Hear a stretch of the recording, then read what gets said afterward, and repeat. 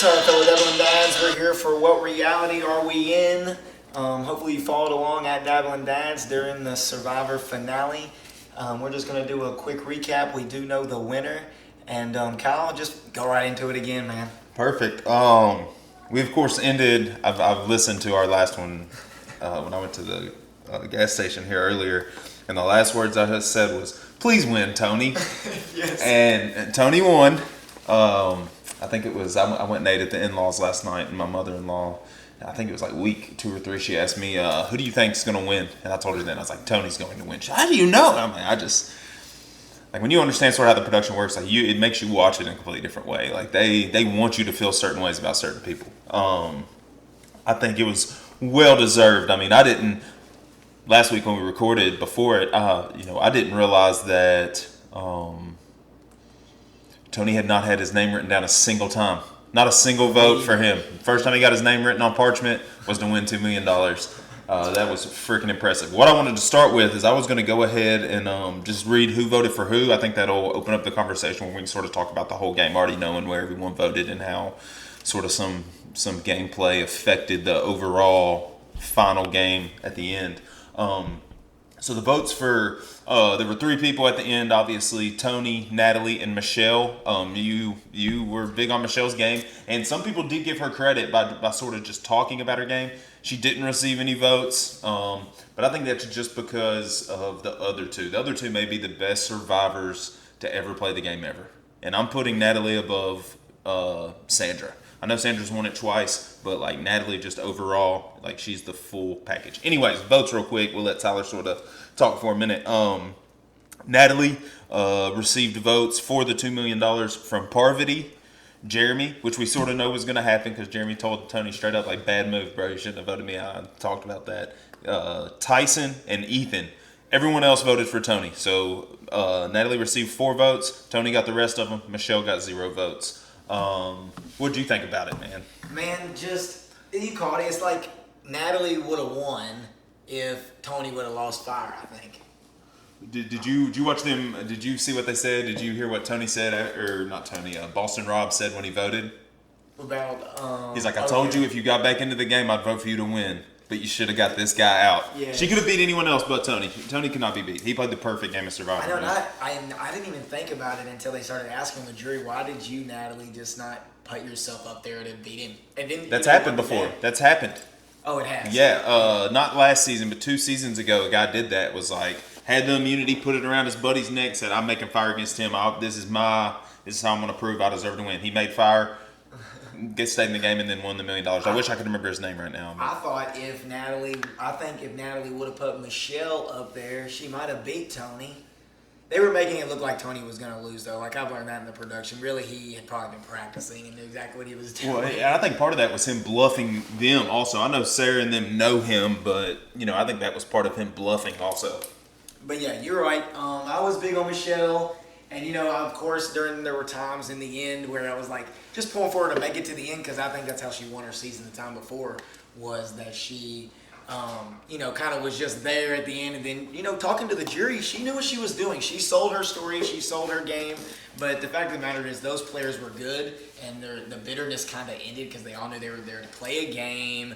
They were on the edge of extinction, so we still stayed connected with characters. I mean, it was a great season, and I wanted to bring up just in the garage with Probst. Because, we're in our garage. Yeah. So, true. I thought it was awesome. You could see his bike sitting there. I thought that was interesting. It was cool. It was different. I had, all day long I was like, Survivor finale tonight. Like, excited. And then it came on TV and I like saw him sitting there, and then it clicked in my brain. Damn, we're in quarantine right now. Like, they're still in lockdown out there. They are not live. Like, this is going to be the weirdest Survivor finale ever. And I sort of liked it because it took away... There was no more jumping back to Jeff in the studio with they just played the episode. There was a lot of Survivor, man. It was one of the better final episodes I've ever seen. A lot of ups and downs. I thought for sure production did throw a swing in there because I thought for sure Tony was about to find the idol when Natalie found the idol. And if Sarah would have just listened, if Sarah and Ben would have listened to Tony, my original 3 I said should have been there would have been there. If they would have listened and voted where they were going to vote, Michelle would have been gone, and they would have had the numbers. It would have been those three at the end. Well, I don't know. I would say it was those three, but Natalie was probably going to beat whoever it was. I said that. When Natalie's in a competition and there's only 3 other people against her, she's winning. It's like you can't get lost in there though. When you were just saying all that about those votes, is it really was Ben? Ben changed that's true. and it was great at the end, and it came down to Michelle and Natalie in that one battle for that immunity. Like she had the thing, it was all great, but it's like, Ben, why did you just quit? Literally, Natalie, you like let Sarah win. Natalie is the person who didn't quit the whole time. I mean, it was like old school survivor. She lived by herself over there. She got all those fire tokens. Oh, she deserved to win. Also, if she would have won, well deserved. I'm glad Tony won, but if Natalie would have won, I would have been okay with that. Also, it makes me think, and just as Survivor has evolved over time, right? So I've missed probably the 30-ish seasons, like 30 to 38 in there. I remember the old ones. You know, like I don't. Where's the lottery or the auction and the reward challenge? I kind of miss them, to be honest. But now it's more of just a game instead of having that Survivor kind of. Correct. The gameplay and the building your resume is really what they focus on production wise now. I do go back on YouTube and watch the old auctions and stuff, because that was, every time a Survivor auction, that was one of my favorites, because you had to be smart. They did it not that long ago. There was Survivor auction. They didn't do it this year, and they didn't do reward, which I think was the 2nd or 3rd year in a row they didn't have reward challenges. But they give them a lot more rice and shit now, I'm pretty sure, than they used to. Like, original days of Survivor, you were surviving. It was like you got fired and had to win a challenge. I mean, just to get the Correct. and everything. Yeah. But that brings me back to Natalie too. And it's like this new game. It had tokens, which was new, and I think they've done the Edge before. But have they ever let 2 people have a chance to come back in the game like that? Yeah, I believe so. They've done one. The season was called Edge of Extinction, and then they did the one. It was where you could battle back. It was Tony played in that season, did he not? Beauty, Brains, and Brawn. You could battle back in that one. You would go and you would do a 1v1 challenge. And the winner of that stayed on the island over there. And then they did a final challenge, and that person got to come back in the game, which was the blonde-haired Christian guy that Tony sent back in twice. Oh, God. Please go back and watch that if you don't remember that season. That is one of the best seasons of Survivor. Survivor Cagayan, Beauty, Brains, and Brawn. Yes. It's a very good one. We played Spencer last time because he basically told everyone. And that brings me back to my final point. It's like Natalie played this new Winners at War, the game of the tokens, better than anyone. She perfected it. But the fact of the matter is Tony just was the better survivor, Kuru in the tribe, and he deserved to win. But Rob called it, man. If she would have gotten Tony out, you know, she wins unanimously. I think she wins unanimously. I don't think anyone else receives votes besides her. Tony, they were scared of him, and she came back saying that because that's what they were saying, you know, at Ponderosa was, Tony's going to win, guys. Like, I'm just telling you, if Tony's there, he's going to win. That had to be the conversation that was happening when they were at Ponderosa after they've been voted off. They're chilling and deciding who they're going to vote for. I mean, it was obvious to me. I'll be honest with you. Like, I thought Natalie might have stood a chance then, but while Tribal was going on, like after we didn't really talk about this, but Tony and Sarah made fire against each other. Natalie, like I said, she won the Final Four challenge. The final game was in her hands. She saved Michelle, brought her to the final with her. Of course, the GOAT, like I said. And then Tony and Sarah, Cops R Us, made fire, which was incredible television. Like, it was so good. It was. I don't know if it was as close as it seems. If you saw Tony's fire at the end, that thing was large too. Like, production made it like, hers was hitting the flame, but it was just burning those little. His was engulfing the flame once it got it built. Like, I don't even think it was as close as it looked. But once he won there, and Sarah sort of gave her spiel for him that she did. She didn't give it in the way that Spencer did, but she did almost help him win the game also, the way she acted and talked to him afterwards. Like, if anyone was going to beat me, I wanted him to beat me. If anyone was going to take him out, I wanted to take him out. And I think that helped his case a lot, even more than I think he was going to win regardless, to be honest with you. But once he got there, there was no doubt in my mind. I texted my mom, though, after Natalie won the final, and I said, if Tony's not in the final, Natalie wins. Yeah, she probably would have won, man. It's crazy to me. It's like, how long? Because I remember back in the old ones, you know, the final tribal council was forever long. I heard they're like 3-4 hours long. But it's like they didn't really. I feel like that part was just like they cut through all that and got. So to the probably vote, what you missed, in the time you didn't watch is where they cut it into sections now. They used to bring them up one by one. Yeah, interview. You got to say whatever, but it was only 2 people then. Now they got 3 people, so they cover all 3 parts of the game: outwit, outplay, outlast. And how did you do those things?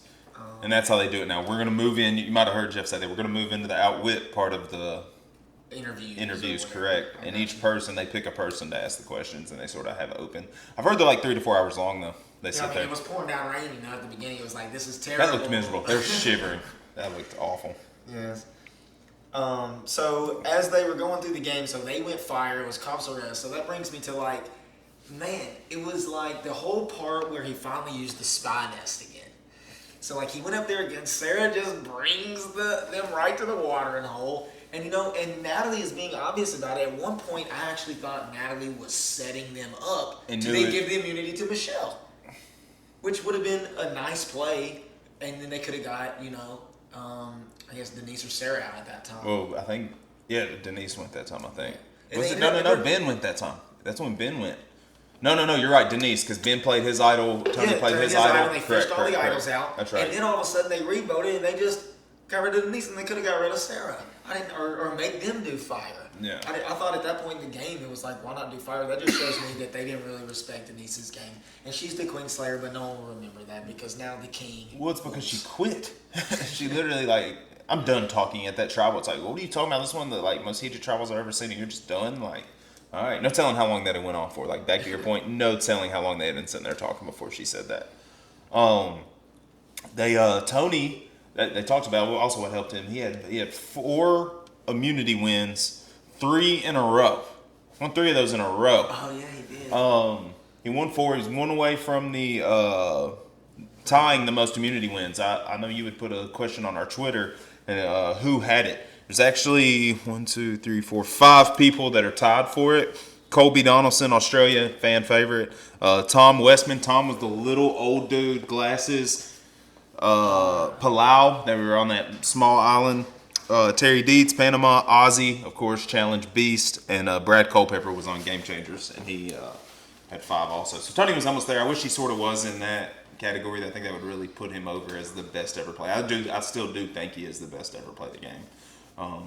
My mom was like, I thought you were crazy when you said you liked him so much. She's like, Mom, you must have forgot his season. I don't think I've seen him play. She only saw him play the second time he played that he lost. Yeah, Sarah. He was acting crazy when he got to the beach, and as soon as he said, all right, I'm going for idols. And took off running through the jungle. Yeah, that's just how they play it now. Yeah. Is they just go after the idols. It's like, 3 idols were played. Let's go hunt the idol. And like you said, I thought Tony was finding it for sure. He was running on no sleep. He's still a beast in the challenge. Yeah. He was the first one out of the little ball rolling challenge, and Jeff was like, whoever won this did go on to win the game. That did not happen this time. He was playing it on his knees. I know, I didn't understand that either. Not a smart game plan in my opinion. I wasn't there. But I truly think at the end of the day, dominance was rewarded.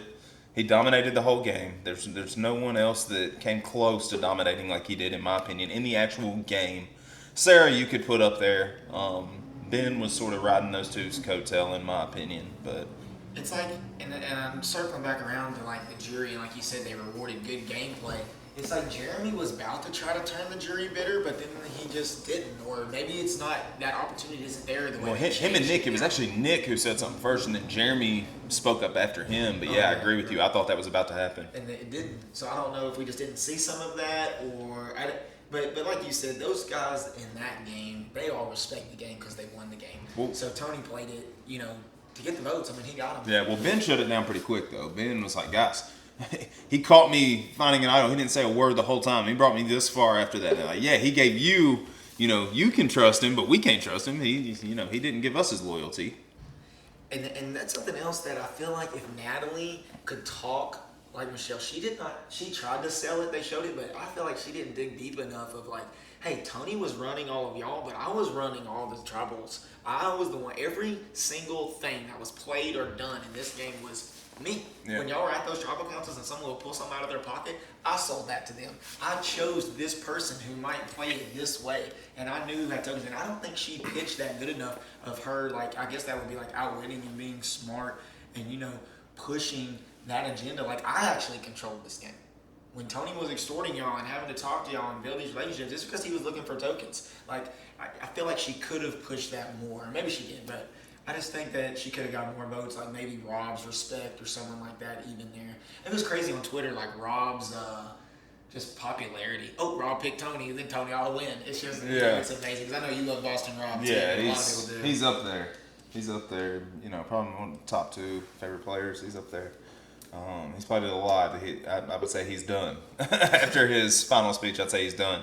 I'd say all those people are done. The way Jeff sort of opened the floor to them to sort of give their goodbyes, and the way, which will sort of, we can transition into this after this, it sort of made me feel like they're not going to bring old people back anymore. Like, that might have been the end of it. Even though, if you go look, man, there's a lot of people who have won this game that are good players that were not on this season, man. A lot of them. I wish I would have written them down. I mean, Cochran. He's one that's up there because he's like a Survivor genius. He's one of the best ever. Some of these people just don't want to play anymore. If they wanted, why would I go be miserable again for a month or however long they're out there? A little over a month.